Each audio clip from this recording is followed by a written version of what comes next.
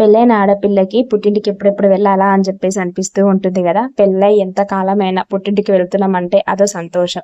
At the same time హస్బెండ్ని వదిలి వెళ్తూ ఉన్నామంటే బాధ. ఎందుకంటే హస్బెండ్ ఎలా ఉంటారో ఏమో అని చెప్పేసి దిగులు అన్నీ మనకే. ఆడపిల్ల మనసు చాలా డెలికేట్గా ఉంటూ ఉంటుంది కదా.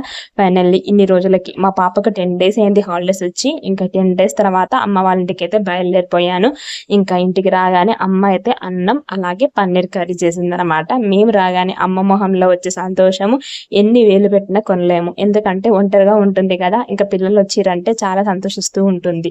ఇంకా చక్కగా ముందైతే రాగానే అమ్మ అన్నం పెట్టేసింది. వేడి అన్నం పన్నీర్ కర్రీ వేసేసుకొని తినేసాం అనమాట. సో ఏదైనా అమ్మ వాళ్ళ ఇల్లు ఆడపిల్లకి ఒక ఎమోషనల్. సో అదందరూ కూడా తప్పకుండా హాలిడేస్లో ఇంటికి వెళ్ళండి, పేరెంట్స్తో టైం స్పెండ్ చేయండి. మనకు కోసం మనం ఏదైనా టైం స్పెండ్ చేసుకోవాలనుకుంటే అది పుట్టినింట్లోనే. పుట్టినింట్లో మనమే రానులం కాబట్టి మనం చెప్పినట్టు వాళ్ళు వింటారు కాబట్టి హ్యాపీగా ఉండండి, హ్యాపీగా ఎంజాయ్ చేయండి.